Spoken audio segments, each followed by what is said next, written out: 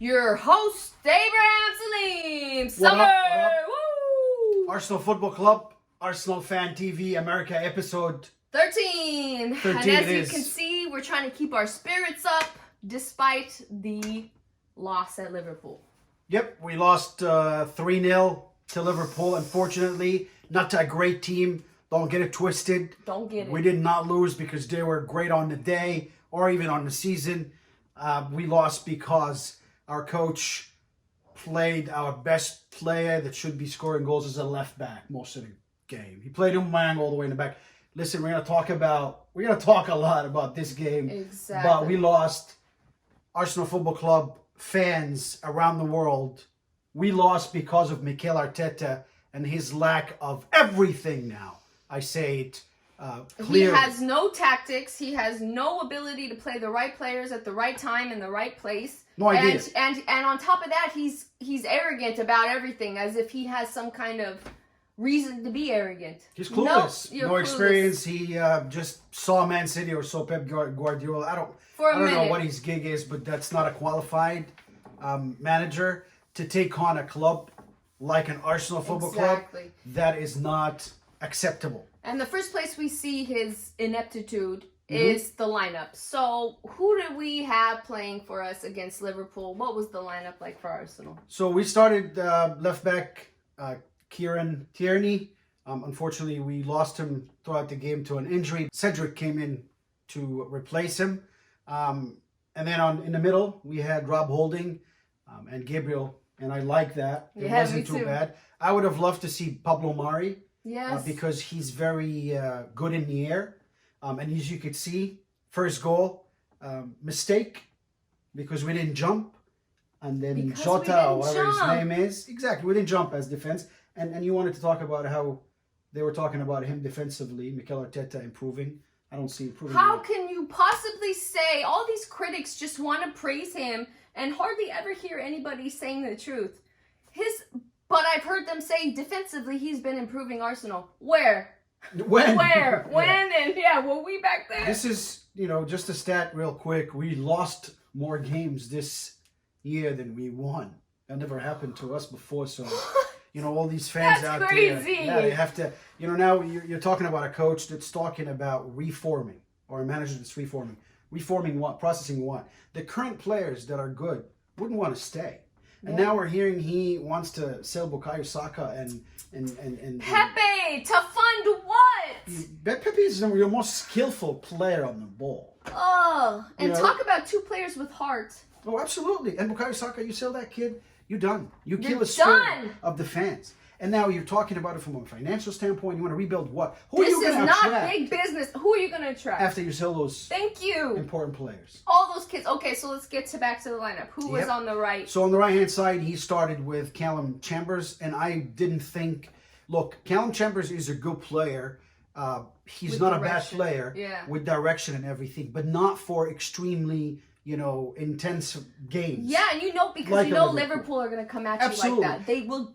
Absolutely. They will always try and get the foul, and they will always try to play physical. You will exploit that left-hand side for them, right-hand side for us defensively.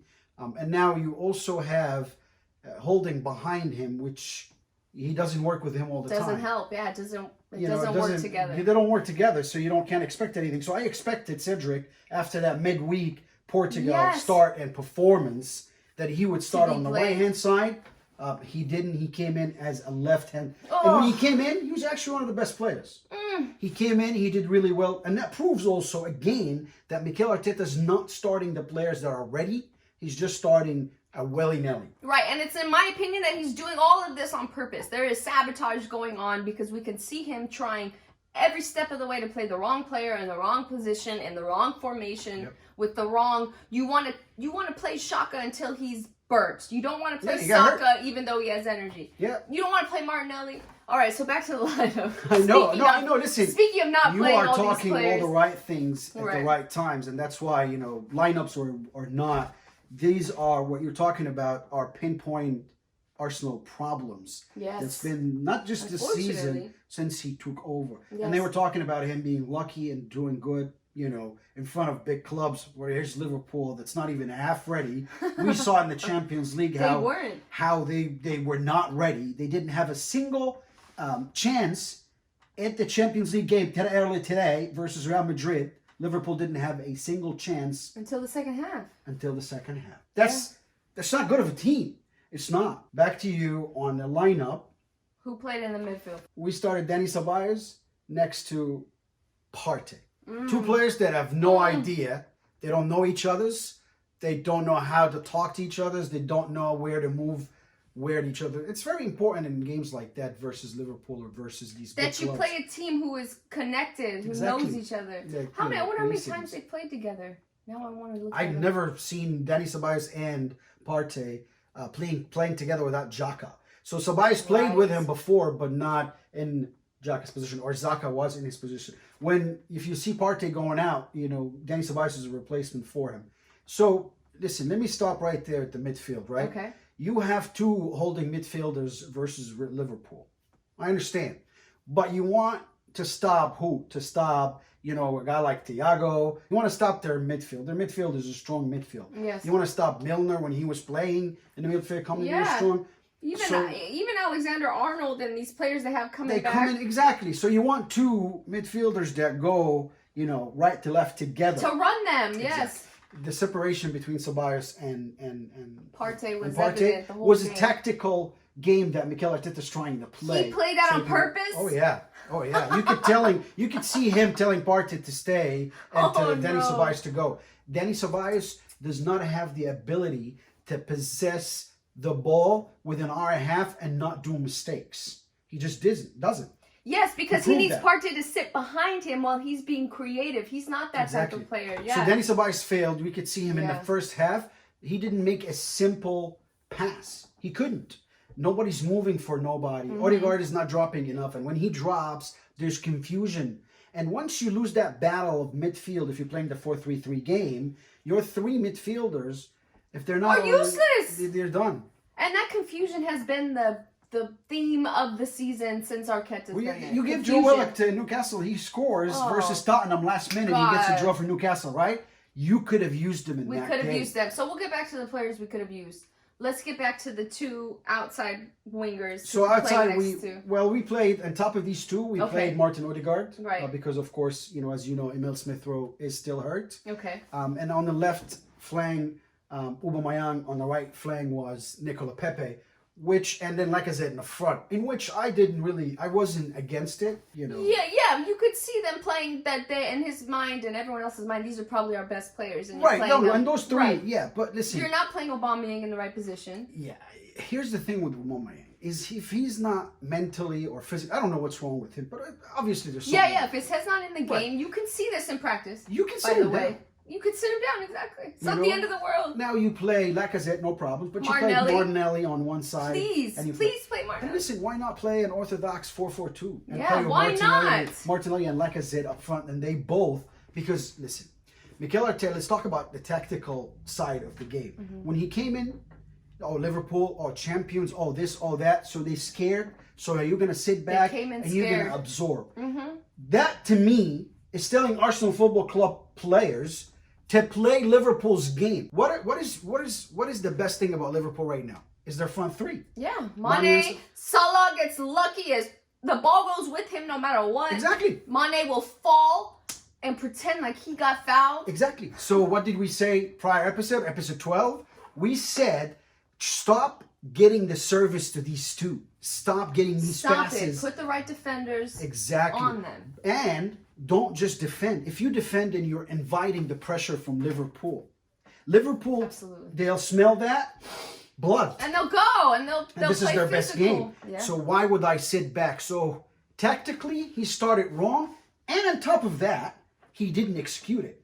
Absolutely. He played Aubameyang as a left back the whole entire first half. Why would he sit back like that? Exactly. How can he score? How can he create opportunity? And then on top of that, you play Pepe over there on the right when you know and you've seen game after game that for some reason they don't play to him over there and they don't pass to him over there. For some reason, he doesn't have chemistry with these Lacazette and Aubameyang. He has better chemistry with Saka and Martinelli and the kids. Yeah. So why would you play him? Like you said, play the 4-4-2, but don't play Pepe there where he's going to be useless. Exactly. You're using everyone where they're going to be useless. You can play at 4 players midfield. You can have Pepe on one side, and then next to him, Dani Ceballos. Right. You'll have Thomas Partey and Odegaard on the left-hand side. Just 4 straight. That would have been beautiful, but instead, what did he do? He wasted Pepe. Did you see him running the whole game trying to get? Oh, he's trying to get the ball left and right, and he's the only one pressuring. Listen, if you're going to allow, where is Liverpool's weakness in their defense today? Yeah, because they didn't have Virgil van Dijk in the back. Exactly, and they have that new Jones guy. They have 2 guys that didn't work together, right? Yes. So what do I do with these guys? I pressure them. Yes. Real Madrid today scored 2 goals because of the pressure, and they make them make mistakes.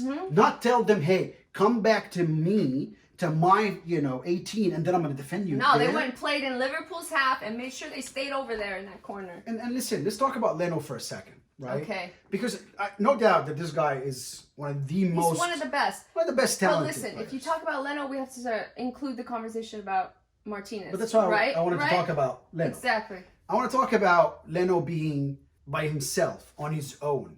So he's just a number 1 and that's it. If you sell Martinez, if you sell one of the best goalies in the Premier League in the world right now, Argentinian, just because you said it's good business, I don't think it was good business. If you sold him for 60+ million, yeah, but less than 30 million of that scrap you got for him, that's not money for a goalkeeper. Business, yeah. Not for a goalkeeper today, because there's just few of them that are that good. But when you sell a player like Martin Leno, he's been there for 10 years at the club, faithful, fights for the number 1 position. He always keeps the goalies in front of him on their toes. So he keeps Leno. He had been keeping Leno on his toes and at the top of his form. Competitive. What happened when Martinez left? Leno right now knows that the other 2, Matt Ryan and Renasarian, both of them are not nearly as good as Leno. So he knows he's the number 1. He knows he's going to start. There's no pressure on him to get better. And when Martinez was there, it was a different story. And he was a better Leno, if you remember. Yes, I do remember, because he took it between his legs in the last game.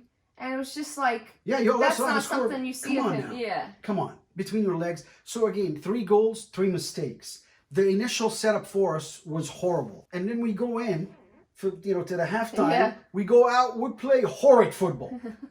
I just don't understand how it got worse. How the people that are talking about Mikel Arteta right now, and that he has a process or has a clue or has anything, I just don't get them. How you can justify that? So you are setting records in the wrong direction. In the wrong direction. We've never seen our team lose like that. I'm sorry that we're veterans or we're Arsenal faithfuls for more than 30 years for me and more than 2 decades for you, but I want to apologize for it. I saw this team and I know this team is capable of playing perfect football. And they've done it year in, year out. Beautiful football. But today, we unfortunately see bad transfers, business. Our good players have been loaned away. And let's talk about this, because it's the worst. Yeah, where's your left back now position that, Tierney is again... What did we say, Maitland-Niles? Yeah, so let me talk about Maitland-Niles. Maitland-Niles is your left back. Okay. Because now Tierney is hurt. Who plays there? Cedric. Then you put Bellerin or Chambers on the other side. They're both not good, right? Now, there's a piece of transfer on the right back side. Transfer, good news for us, Achraf Hakimi. Okay. He is, in my mind, one of the best right backs in the world right now. He plays for Inter Milan. He's going to cost us about 50 mil. Go get him. That's your solution. Sell Hector Bellerin to whomever you want to sell him to. He wants to go to PSG, be my guest. Go get Achraf Hakimi, because this kid is a very talented, motivated individual. He is a right back and a wing back at the same time. We've seen him play for Inter. This is a player you want to get. Is Arteta and Arsenal attractive enough for him right now? I doubt it. I question it. If Arsene Wenger or someone with the caliber of, or someone who is, an A+ manager, which we know Arteta is not, simply because he never coached before, if some of those coaches were at the club, I guarantee you they'll get this kid right now, because he's available. He's a Premier League. He needs to be picked up right now. This is the future. But even if we don't get anybody, who did we have? We had William Saliba, who's no one's dribbled past. Oh my! And you just left him like he's nothing. You already had players. Why are you loaning out all of our best players in all of our positions that would help people like Tierney not get wasted. That would help people like Shaka. Willock would help Shaka not get wasted and burned. Oh, we have a lot of players that are not being played, not just on loan, but that are not being played, that we didn't need anybody. But yeah, now we do need Hakimi. Yeah, but we need him. Of course. But like you said, why would he come to us? And also, you're renewing David Luiz. Why would we do that? Why would you do that and give William Saliba to, as you just said, what he's doing in the French league? You can read about it. You can read about it. No one has dribbled past him. He's best defenders in Europe. One of the top 5. We have other managers laughing at us, saying, look at Arsenal. This Arsenal, the Arsenal of Thierry Henry, the Arsenal of Arsene Wenger, the untouchables that went a whole entire season without a loss. The Arsenal Invincibles. Something has never been done again. Come on now. And now you're talking to me about listening to process and listening to some bullshit that this guy's trying to set up. He's trying to set you up. Unfortunately, Arsenal fans with the good heart. Setting you up. He's trying to set you up, but you need to be factual. You need to see what are the facts. And the facts are not, oh, hey, we should be happy that we're not in danger of being relegated. Really, yeah. That's a joke. Get the fuck out of here with that joke. Yeah, we were reading this article on Apple News. This guy's calling him a clown. About us, Because are you serious? Like what you secured the club from getting relegated? Is that what you did? Because I don't think this is not something we should ever have been talking about. Well, where's the development? Where's the development? They want to pretend like he has developed our defense.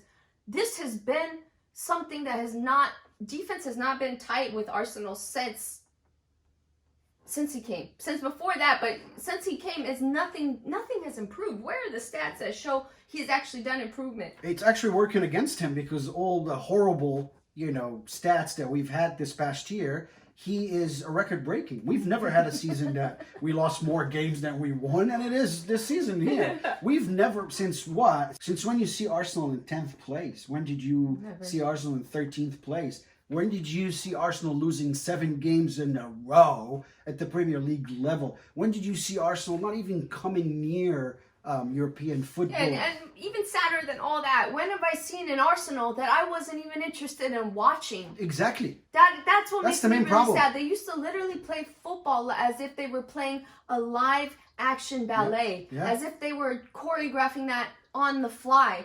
It was so beautiful. It made you joyful. And now what? Now I gotta watch Real Madrid and Borussia Dortmund and Bayern Munich to get beautiful football. Exactly. How messed up we were is up that? there. We played more football, more attractive football, better football. Better football Don't than forget, the 3 clubs we just we said. were the first English team Absolutely. with Thierry Never Henry forget. to go to the Bernabeu to Spain and beat Real Madrid at their own turf. They had Ronaldo playing back there. And then the very next year or the year after, we go to Italy and we beat AC Milan, first English team against Cesc Fabregas. He's screamer from 30 yards. Screamer! That's And then the what did we Arsenal do against know. Bayern? And we beat Bayern. We beat Bayern Munich at Bayern Munich. At Bayern Munich. We beat Barcelona. That our 7 days and Nasri days and that pass from Jack Wilshere to Samir Nasri from Cesc Back when we Fabregas. used to play with a team who loved each other and knew each other Cared for and each knew other. where they were going to be. They cared for each other and they cared for the team. This used to mean something to all of our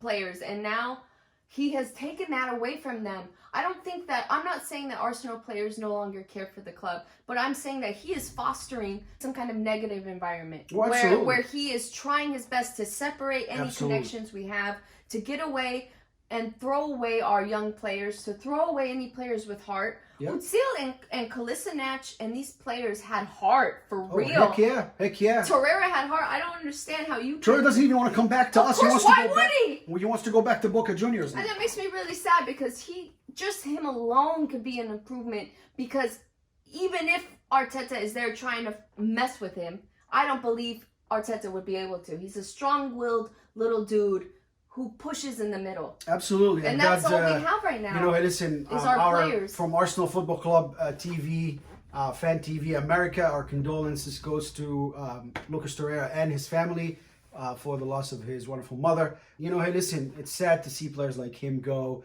Like you say, sad to see players that mesh together and know each other and know one another, not play together. I'm looking to see Eddie Nketiah all season this season. I don't know what's happening to him. And if I'm him, I'm disheartened because he played well. Deeply. We saw him playing very well. And it was the time that Aubameyang did not do his job. That was the time and the chance for Mikel Arteta to utilize an Eddie Nketiah And Nelson and Martinelli, all these young players that I don't think they're developing. So we've got senior players that are lost, that they have mental stress that's put on them. You could see the relationship now very obviously between Aubameyang and Mikel Arteta. Disjointed. It's disjointed between him and the team. He's taking us backwards in every sense of the word in the way possible. And that's sad. We have the players. I keep repeating it, and I repeat it, and I repeat it, and I repeat it. Yeah, I have faith in them. Reading, a fan saying earlier today, I'm not a coach. He said on Facebook, but he says, if I was coaching Arsenal Football Club, I would have been in a better place, or the team would have been in a better place. And I agree with him. I feel like we all feel like and that. And as a coach myself, if I was coaching Arsenal Football Club, I would be in a much better position and place. So moving on to our next game. Moving on from Liverpool disaster. This is a bad game. This was a bad game. I'm not a negative person. I like to always look at the positive outcome. But this here, helps you identify the huge problem we have, which is Mikel Arteta. He's not ready yet. Go. I don't think this guy is going to be ready. And this is not a club that you say, oh, let's give him a couple of seasons, see what he does. It's already been enough. This is not that kind of club. Arsenal is an institute of football. You ask anybody what is the biggest football club in London, they'll tell you Arsenal. It's Arsenal Football Club, the one and only. Okay, it's not just Arteta that really needs to go, though. It's also Kroenke and his son. Excuse me, and I'll do whatever. Get the fuck out. You don't know football. You don't understand football. You don't care about football. Hire somebody that knows. Hire somebody that knows and look cares. Around. Let someone else buy the club from you who because actually it's not cares. a business. It's not just a business. You cannot I understand. treat it like a business. If you're treating it like business, it's not just a business, though. I mean, listen, if you treat things just like a business, you run out of business.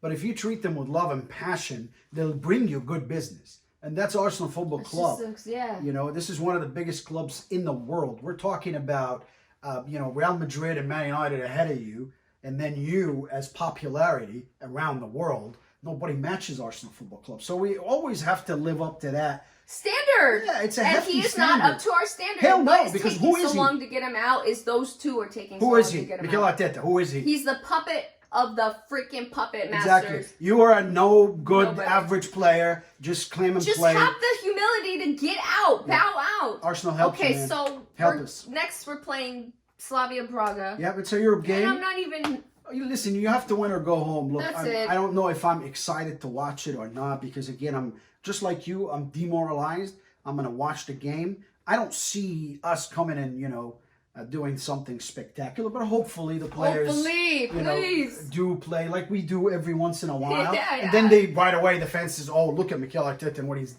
It's the players coming together. If we do anything in Europe... It's because of him. those players. Hopefully they overcome him as an objection. They overcome him. Exactly. And when us, Arsenal Football Club fans, Arsenal Football Club loyals that love this club, want this club to succeed, wants this club to go forward, that's why we cannot accept you, Mikel Arteta, You are not accepted. or your mediocrity. Arsenal Football Club fans, episode 13. Thank you very much. Don't forget, next week. Like and subscribe. Please. Arsenal for life.